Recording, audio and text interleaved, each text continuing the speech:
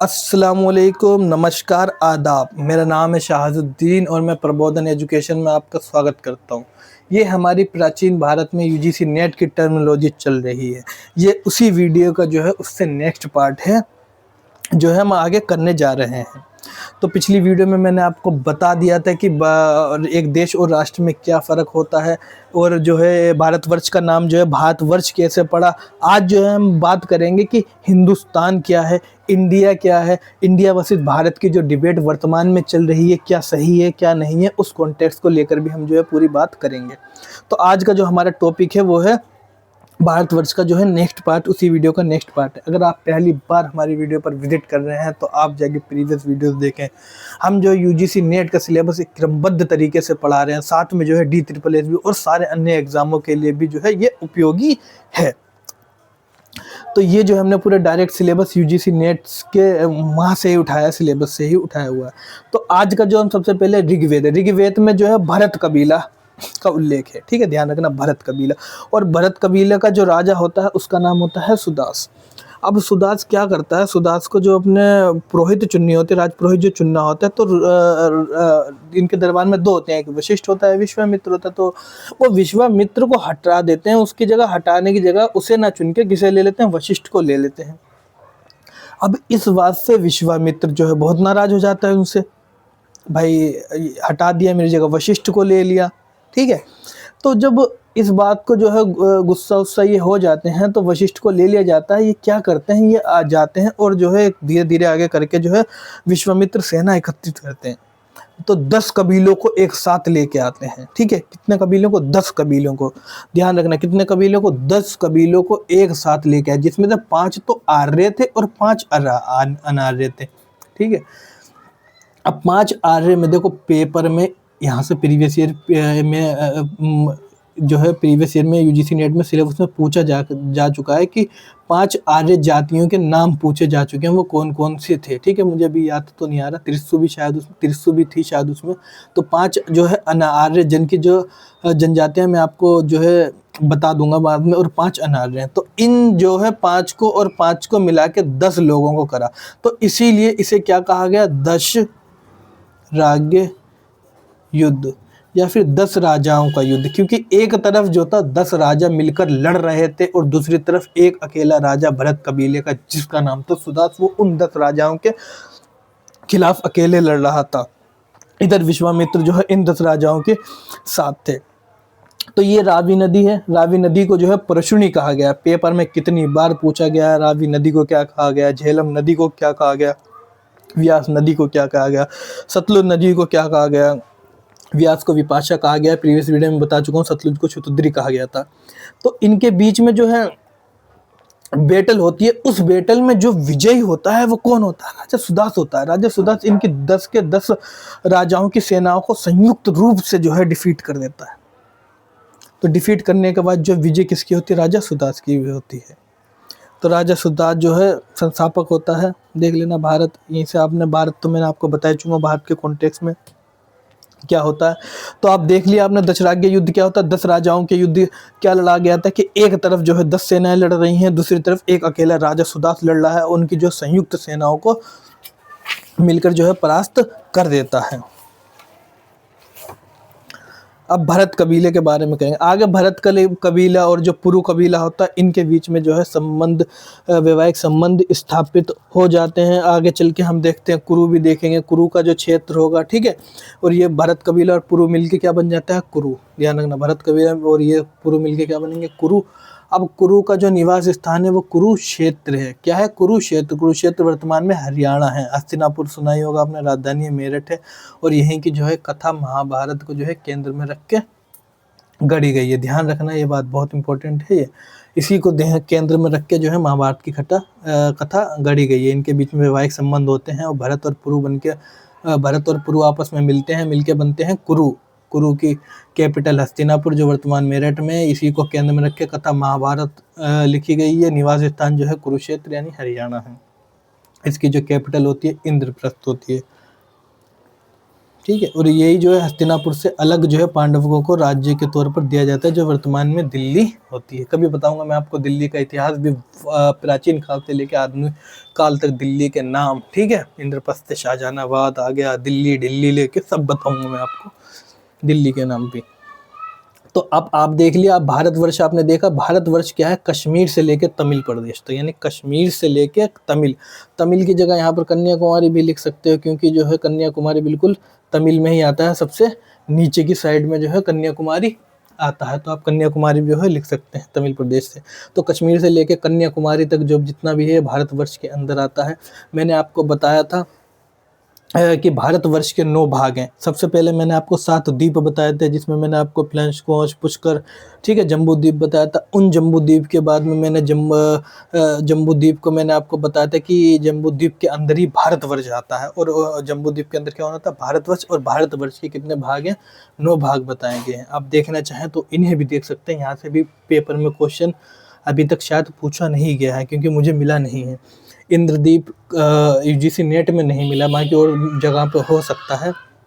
तो इंद्रदीप हो गया, कसेरू हो गया, ताम्रपर्णी हो गया, गर्भस्तिमान हो गया, नागद्वीप हो गया, सौम्य हो गया, गंधर्व हो गया, वारुष हो गया और सागर हो गया।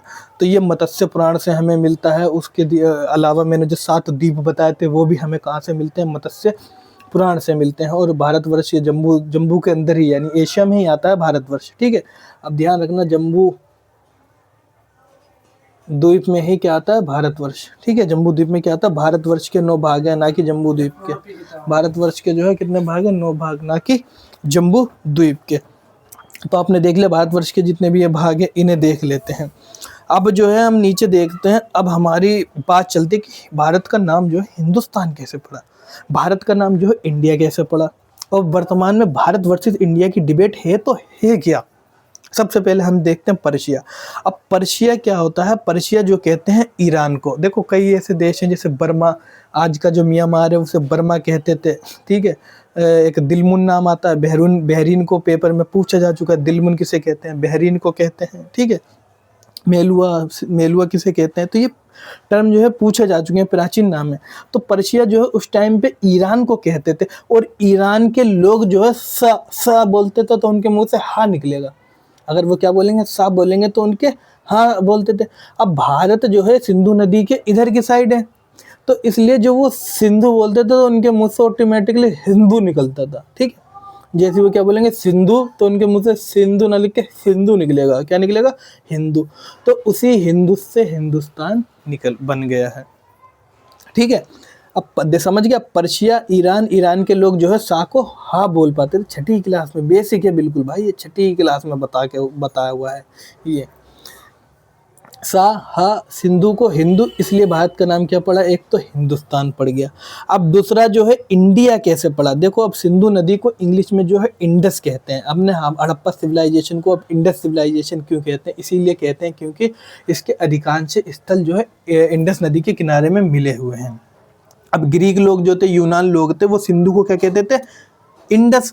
तो इंडस से ही क्या बना, इंडिया, ठीक है। इंडस से ही क्या बना, इंडिया। और एक और कहा जाता है कि जेम्स एलेक्सर जो है हिंदू, उस हिंदू से लेके बना इंडू, इंडू से लेके बना इंडिया, ठीक है।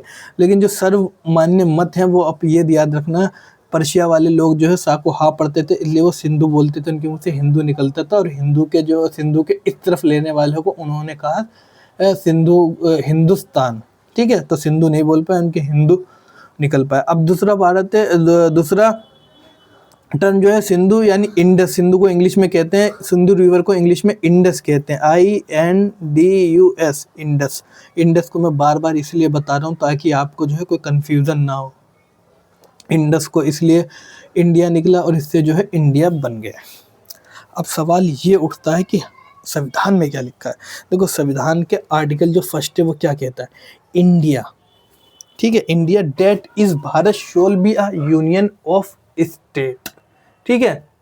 India that is Bharat shall be a union of state, यानी संविधान में क्या शब्द इस्तेमाल करा गया, इंडिया। डेट इज भारत, और ये बताया कि इंडिया जो कि भारत है, shall be a union of state, ठीक है। अब डिबेट यहीं से शुरू हुई थी सबसे पहले, जो है कि आपने जो है इंडिया जो है हमें किसने दिया है, यूनानियों ने दिया है, हिंदुस्तान हमें जो है ईरानियों ने दिया है। तो हम हिंदुस्तानी ग्रीक यानी यूनानियों का और ईरानियों का जो है शब्द क्यों इस्तेमाल करें, हम अपना जो है प्राचीन संस्कृति को जो है क्यों ना बोलें, प्राचीन जो नाम था हमारा भारत, हम उसे क्यों ना करें। तो इसके तो कई जो लोग थे उन्होंने ये भी कहा, जो कई जो है विद्वान थे या जो फिर इतनी जानकारी रखते थे, तो उन्होंने ये किया कि भाई इसे में हेर फेर हो जाओ, भाई इंडिया डेट इज़ भारत ये हो सकता है, तो भारत डेट इज इंडिया ये क्यों नहीं हो सकता है, खाली जो है यहाँ से इधर ही तो इधर लाना है।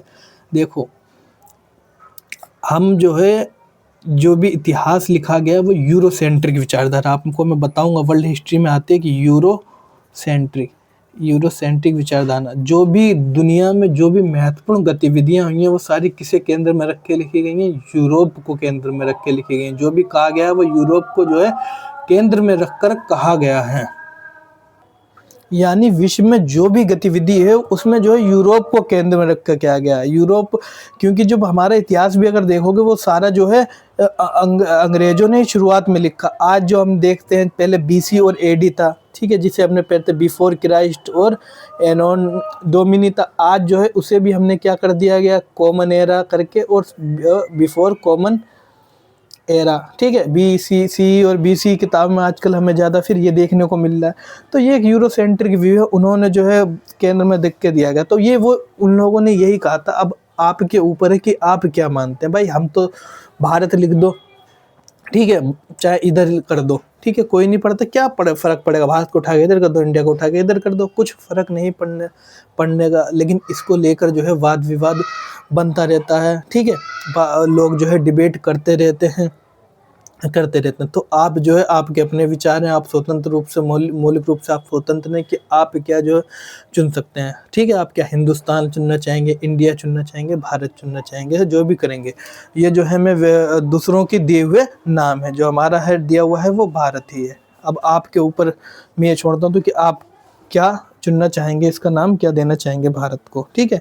वैसे इसमें कोई करने में बुराई नहीं है कि इंडिया डेट इज़ भारत, ये भी कर सकते हैं, Bharat that is India shall be union of state. देखो ये जो है मुद्दे राजनीतिक मुद्दे हैं, वोट नीति से जो है जोड़कर जो है चुनाव आते हैं, तो ऐसे मुद्दे उठाए जाते हैं और भी बहुत सारे मुद्दे उठाए जाते हैं। आज वर्तमान में देख रहे हो कैसे जो सांप्रदायिकता की राजनीति जो है चरम पर अपने पहुंच गई है। लोगों में जो है संप्रदाय की ऐसी भावना आ गई है। मैंने संप्रदायवाद वीडियो में अपने डिटेल में कवर भी करा था कि संप्रदायवाद है क्या। तो ऐसी स्थिति में हमें जो है आपस में एकता के भाव के साथ रहना चाहिए, क्योंकि हम सब लोग एक हैं। राष्ट्र की भावना अपने अंदर आज भी हमें जागृत रखनी चाहिए। हम मौलिक रूप से पहले भारतीय हैं, बाद में हम जो है धार्मिक हैं। तो मुझे आशा है, मुझे उम्मीद है कि आपको इस वीडियो को समझने में कोई दिक्कत नहीं आई होगी। आपको जो हिंदुस्तान, इंडिया, भारतवर्ष कैसे नाम पड़ा, इन सब के बारे में भी पता चल गया होगा। अगर आपको फिर भी लगता है कोई जो है समझ में नहीं आया, तो आप जो है कमेंट सेक्शन में जो है बता सकते हैं, मेंशन कर सकते हैं। बाकी जो है आप जो हमारे साथ वीडियो को बने रहें, अपने दोस्तों तक वीडियो को ज़्यादा से ज़्यादा शेयर करें। अगर आप चैनल कभी भूल जाए, ना मिले, तो आप सब्सक्राइब भी कर लें। अब नेक्स्ट वीडियो में हम आपको मिलते हैं, तब तक के लिए जय हिंद, जय भारत।